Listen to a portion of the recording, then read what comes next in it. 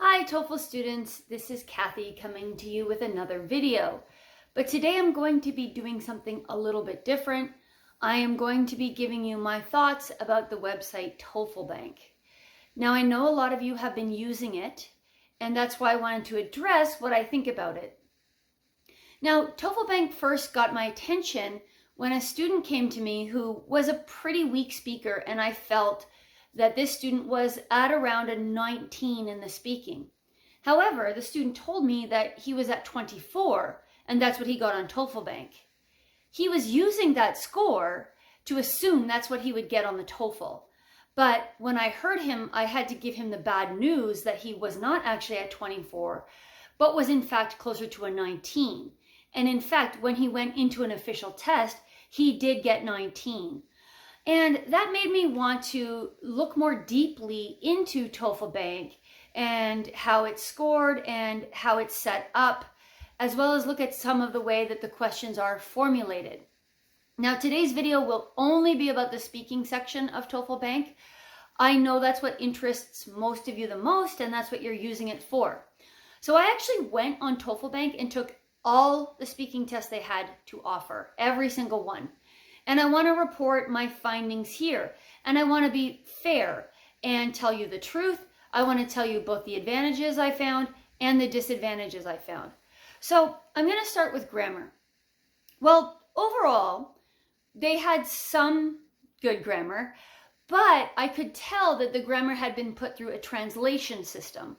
And I later came to learn that, in fact, the original materials were written in Korean and translated through some sort of program into English.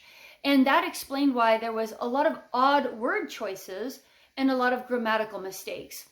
I've written down many of my notes here, so let me give you some examples of what I'm talking about.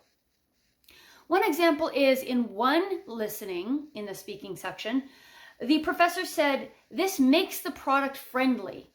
Well, we don't use friendly for products in English. We can use friendly for animals or people, but not for products. Or it said, closing the pool limits students' welfare, another odd word choice. The people weren't interested about. An American, of course, would say interested in. Your feelings of repulsive disappears. Well, that would be your feelings of repulsion in proper English. There was a mention, I kind of smiled when the lecturer said, camels have huge feet so they can walk without falling into the pit. Okay, so in English, a pit is an enormous hole in the ground. And what I think they meant was camels have huge feet, so their feet don't sink into the sand, is what a native speaker would have written that. They had some problems with subject-verb agreement, and also some problems with pronouns. For example, they referred to food, but then called food them. Of course, food is non-count, and the pronoun would be it. So there were those kinds of grammar errors. They also used some just odd word choices, like saying, meerkats are safe from ground-dwelling beasts. Beasts is a very strange word choice. They probably meant predators. So what I'm trying to say here is that the grammar is the same quality of grammar that you get when you put something through Google Translate. That means it's going to be, for the most part, good, but there are going to be certain mistakes that if you're not a native speaker, you might not catch. So my concern is that if you guys imitate this grammar in the real TOEFL, it will be caught as a mistake because, of course, a human rater is involved when they do the assessments of your speaking. So I don't think it's a great way to go ahead and imitate their grammar or think their grammar is correct. So if your goal is to improve your grammar, I suggest you get a grammar book. Okay, next I want to move on to the content of the questions and how I feel they're close to the real TOEFL. So let's talk about each speaking question one by one. So for question one, the major problem I had here was that they had a lot of open questions. And what I mean by that is they had questions like, if you could go back in time, what time period would you go back to? Or what is a weakness you have overcome? or who's a famous person you would like to meet. Those types of questions. Now, those were on the old TOEFL, but those were changed a few years ago when question 1 was eliminated. Now, question 1 is what used to be question 2. So you either have the agree, disagree, or you have the paired choice. And sometimes, but less frequently, you have the question, do you think this is a good idea? Those are the question types that are now used. They do not use these open questions anymore. Now, that's still good to practice, of course. I have no problem with you practicing with open questions, but please be aware these will not be on the real test. It's fine for practice, but it won't be on the real test. Okay, now let's talk about question 2 for the announcement discussion prompt. I found the announcements to be extremely short. A lot of them were about 3 sentences. That is much shorter than the real TOEFL. What's more, some of them made points that actually did not connect with the conversation, which of course doesn't happen in the real TOEFL. In the real TOEFL, the points in the reading will connect with the conversation and it will be obvious. So that was a disadvantage, definitely. They had some information in the announcements that are typically not included in TOEFL announcements, like dates and times. Also, there were a lot of grammatical flaws in the announcements. Really, honestly, too many for me to go through here. But suffice it to say that they were not grammatically written correctly. And if you check them out, you might notice that yourself. I found sometimes the conversations to be a little bit confusing. Sometimes they seemed a little bit off topic. Also, there were times when the man and woman, had an equal amount of speaking time. And that was hard for me to follow because in the real TOEFL, either the man or the woman is going to talk a lot more than the other. And that way you know where to focus your notes. But there were prompts when they had equal speaking time. And I found that to be a little confusing. Also, speaking of confusing, there was an announcement that was about a university bus, but in the conversation, they referred to it as a hospital bus. So that was confusing as well. But I will say their question 2 is much better than the quality of their question 3 and 4. So if you use it for questions 1 and 2, it's not too bad, but once you get into 3 and 4, the problems really are more apparent. So with prompt 3, as you guys know, this is called the general to specific. I actually don't call it that. I call it the definition example prompt, but that's just me. Again, I had the same issue with question 3. The reading was very short. Some of them were 3 sentences. And sometimes the examples were very vague and didn't really connect clearly with what I had read. There were a lot of language errors in this prompt. Also, when I finished my response, I had 15 to 17 seconds left, which never happens. If you know me, my students always say, you answer questions so quickly when you record yourself. Yes, that's true, because in the real TOEFL, you actually have to rush because there's so much information. I had the opposite problem here, where I realized I was done and I had 17 seconds left. So I just sat there. I had nothing more to add. That will not happen to you in the TOEFL. Also, they used some very, very scientific words you would not be expected to actually remember in the TOEFL. So for example, let's say there's a speaking in the real TOEFL about plants. They might mention common plants, like they might mention a tulip or a rose, but they're not going to give you the species name. They're not going to expect you to remember, for example, Raritrum viradi. And there was one where they had 2 species names for the plants, and I didn't feel like that was an accurate representation of that at all. It was far too scientific, and I had difficulty with that myself. So that was another problem with question 3.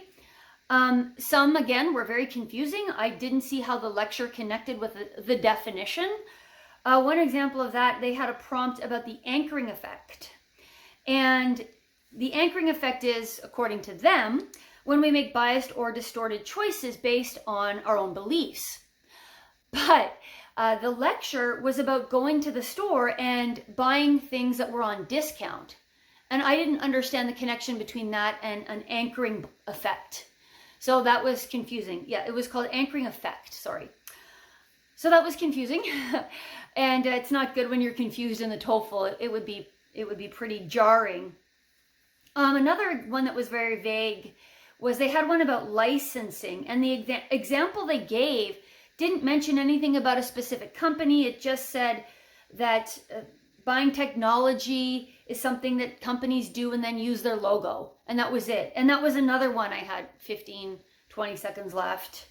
I felt they were really all too short and all peppered with grammar errors.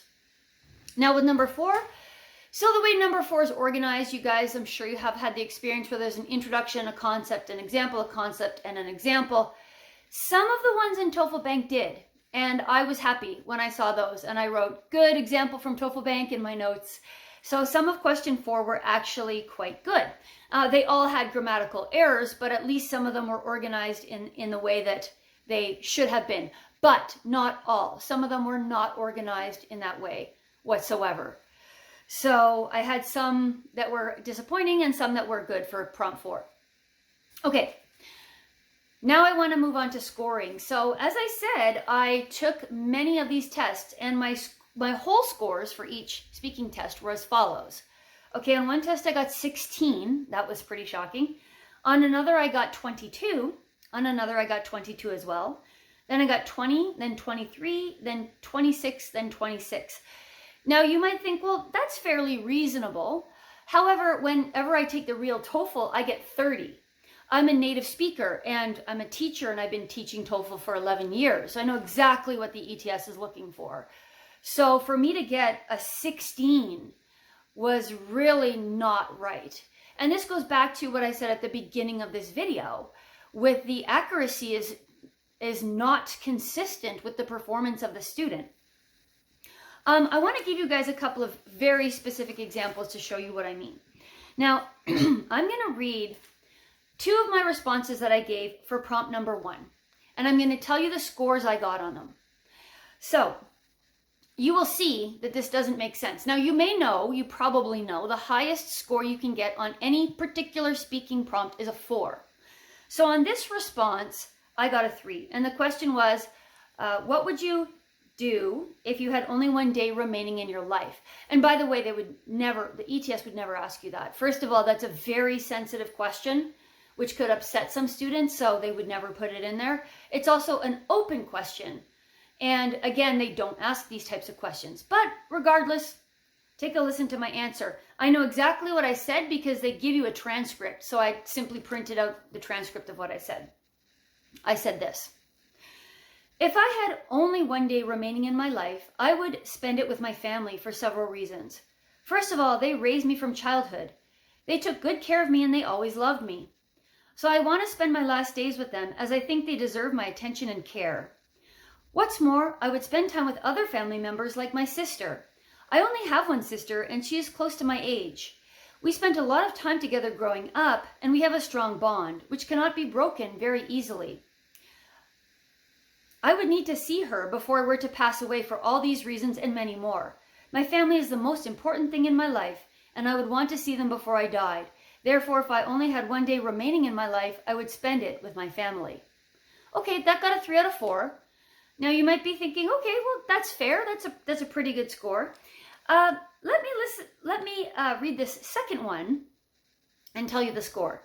So the question was, imagine you could travel back in time. What period of your life would you go back to? Again, they would never ask you this in the real TOEFL, but here's my response. If I could travel back in time, I would go back to my childhood for several reasons. The first reason is when I was a child, my father was still alive. He passed away when I was 19 of liver cancer. So if I were a child, I could spend some time with my father again, which would be very meaningful to me since he's been gone for a very long time. And I didn't get enough time to spend with him playing, learning, and reading books when he was alive. The second reason I would go back to my childhood is I didn't have as many worries as I do now. For example, I didn't have to pay any bills. Those bills were all taken care of by my parents. What's more, I didn't have to cook my own food because my parents took care of all these things and bought my clothes. It was a much more carefree time, and that's why I would go back to my childhood. They scored me a 1 for that response. You see what I mean? What I'm trying to tell you is the scores are not consistent, okay? They don't really make sense to me. So, because of the fact, going back to the beginning of this video, I had a student that thought he was a high-level student who really was low. I became concerned because what I don't want is for you guys to think, I'm going to take this score and assume this is my score, just like it's an ETS score. That's not the case, okay?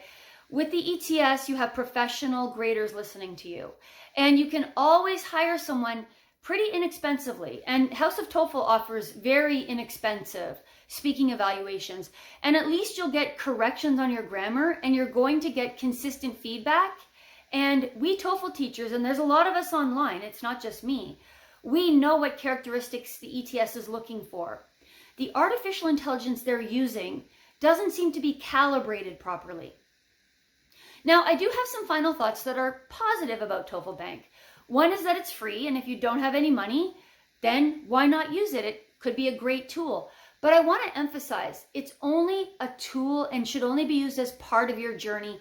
You should not use it to predict what score you're going to get on the actual test. I have had many students that took the test on TOEFL Bank, and then they came to me upset because their test on the real TOEFL was completely different, and they were very disappointed and upset. So I think it's good to practice. It's great to practice. Any practice is good practice. I've always said that. As long as you're practicing, I'm happy. And if you choose TOEFL Bank, I'm happy that you're doing something productive with your time. I just don't want you to imitate the grammar, and I'm just concerned that you might think these are real legitimate scores when in fact they are not real legitimate scores by the ETS. So you can take a full ETS test off the ETS website for $45.95, or you can go to one of the professional TOEFL tutors online. But TOEFL Bank should only be a tool for practicing. That's my opinion about the speaking test. I'm going to take a look at their other sections in the future, but I really wanted to put this out there so that you guys knew and heard it from a teacher what is really going on with TOEFL Bank and what some of the disadvantages are, as well as the advantages, to be fair. So this is Kathy from House of TOEFL, and thank you for bearing with me. I see this video is almost 20 minutes. I had a lot to say. I spent a lot of time on TOEFL Bank just to be able to tell you guys what I thought. So hopefully you got something out of this. And as always, good luck with your test. Bye.